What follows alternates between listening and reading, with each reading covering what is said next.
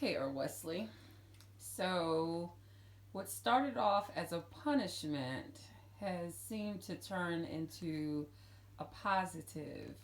Can you tell me a little bit about your experience since you were made to change up your clothes and you cut your hair? How have things changed for you? Okay, so lately I guess I've been well, my peers and my teachers have been recognizing that I've been I guess more what's the word, Studious? studious. Yeah, And like what word did they use to describe you? Your peers. my peers said I look like a Dominican church boy. And what other word did they say? What do you mean? Wait. That you look what? Oh yeah, Sophisticated? sophisticated. So okay, so today I finished my work fast and I was reading a book, and my friend said, "Earl, you look so sophisticated. Oh, you've changed so much." And I was like, yeah.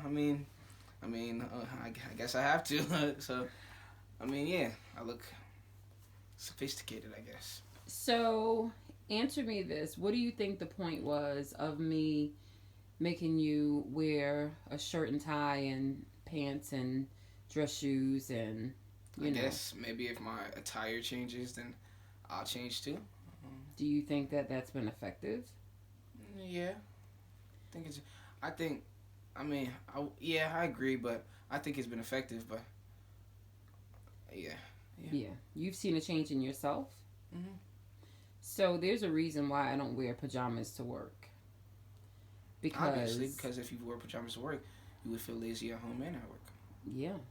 And there's a reason why as soon as you put on a tie and some dress clothes, it's only been what, 2 days, 3 days? Yeah. Okay, it's the third day.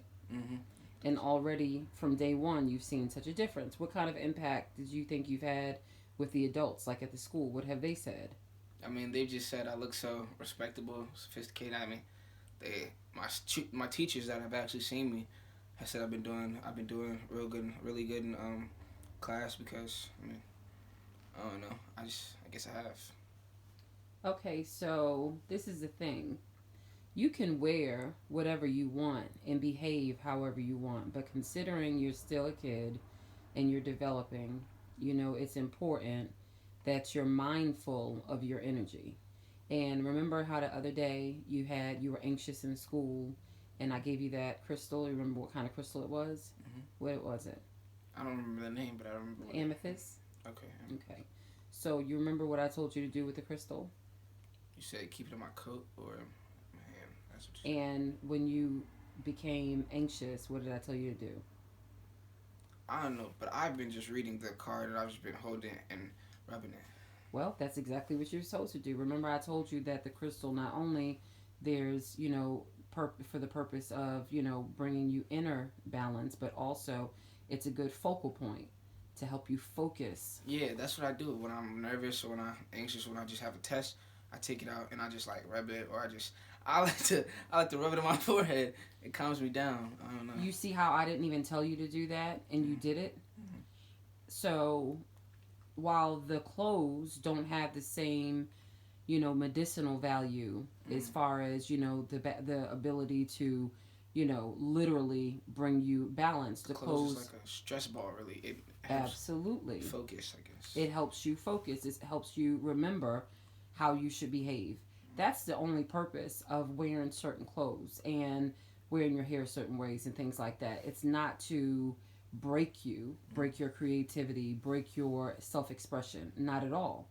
And a day will come that you'll be able to wear jeans and a t-shirt and your hair long down your back or however you want to, tattooed up, and still be able to be focused and business minded and all those things. But for today, it's a reminder that you need to focus and you need to ground yourself and become balanced and what you need to do. So I'm glad that this has worked for you. Do you find that it's a positive experience, Yeah. even though it started as a corrective experience? Mhm. Do you realize that everything that we do as far as corrective actions or punishment is for the purpose of being positive for you and not hurting you? Mhm. Do you find that they do actually help you and not hurt you?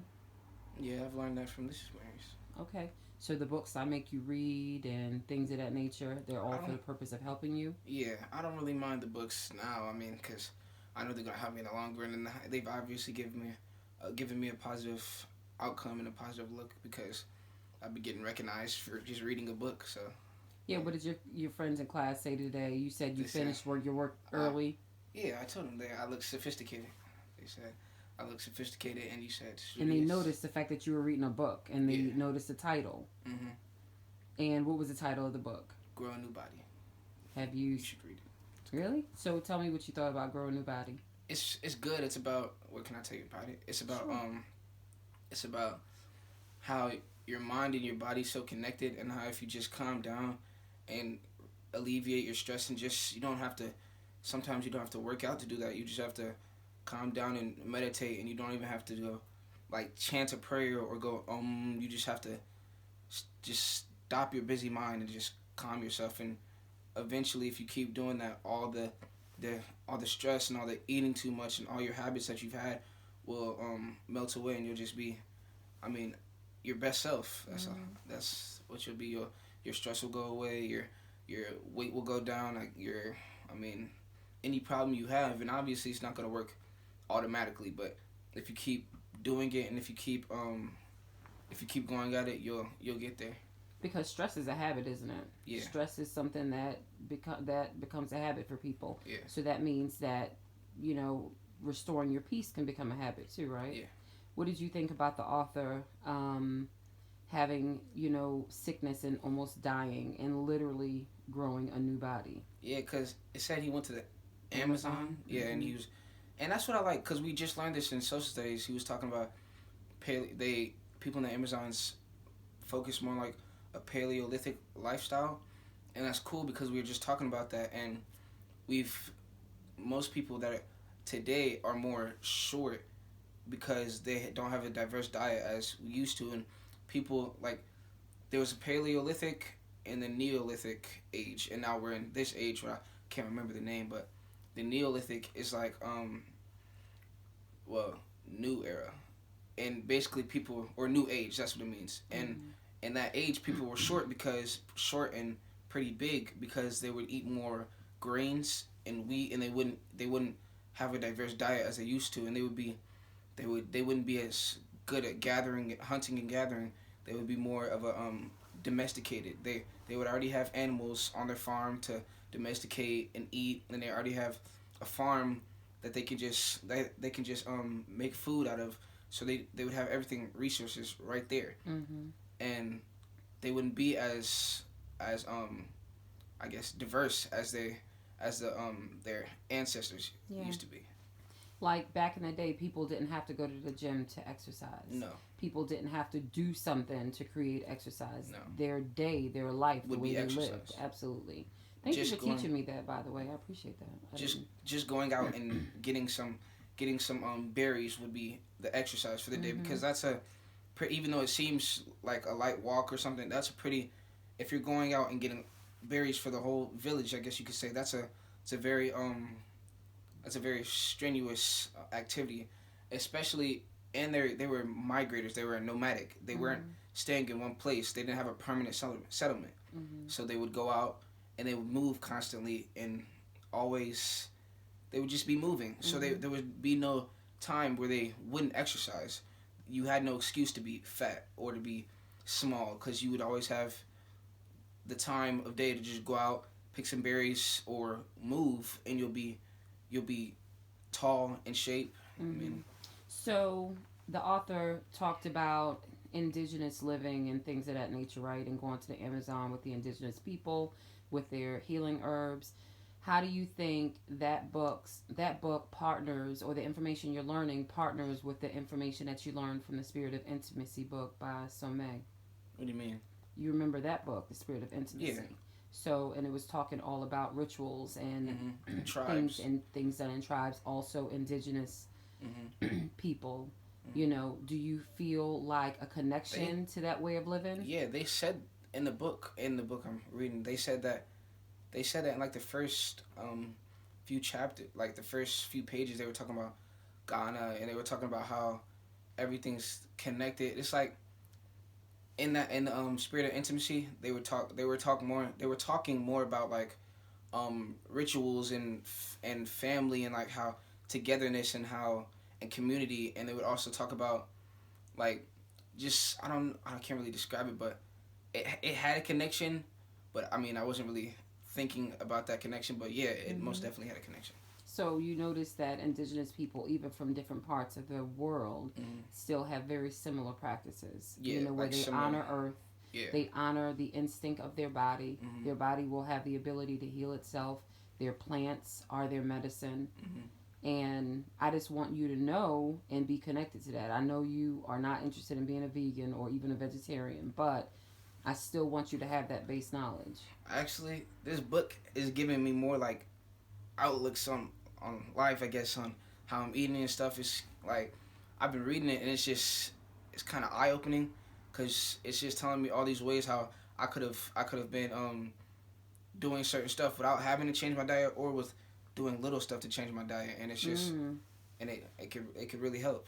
And the in the spirit of intimacy, it was talking about how you can how if we like if us went to where they were, I don't know what they said. West Africa. Yeah, I don't know the what where they. Accra. I think it was Accra. No, it was like dark something with a Yeah, D. yeah. But they said if we go there and see a married couple fighting or Hmm. going through counseling, it would look like they're about to kill each other and rip their heads off. But that's if you keep watching, at the end you'll see that they find the understanding, and they'll they'll make up, I guess, because And did you notice that the whole village felt responsible for that marriage? yes, it's like, and I was just going to say that because there was they gave like an example of, it was a man, he left to do a ritual and he came back, and if he didn't feel like the community, like if he didn't feel the community was accepting him or didn't praise him for it, he would go back and redo the ritual. And when he came back, if he still didn't feel like that, he would have to redo it. And he felt until the his community or his tribe felt like, until he felt like his community or tribe was like what's it called, proud of him, I guess you could say, Yeah, yeah, proud or happy. rallying around Yeah, him. rallying around him. So does that seem similar to the other day when you boys got in trouble and I called all the mothers to the house Yeah, and we all like a team. discussed like a team, Yeah, or like a had you big family. boys and everybody because every child requires a village? Mhm. Do you know that you're a king? Mhm. Okay. So raising a king is not easy, and you can't raise a king like you raise a non-king. And you know, if it was easy, everybody would do it.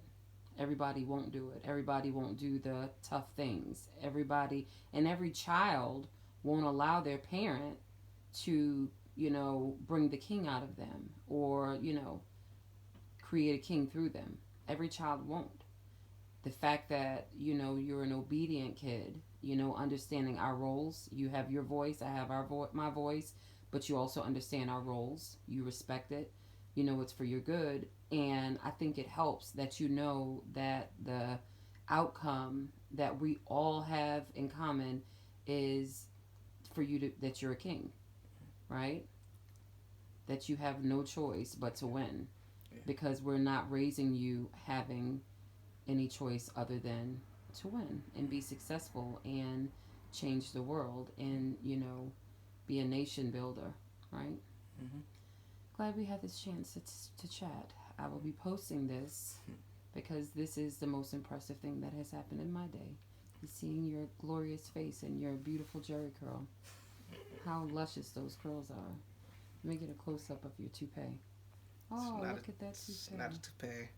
Oh, look at It's that. my hair. Look at your bangs. Oh, it's beautiful. Mm.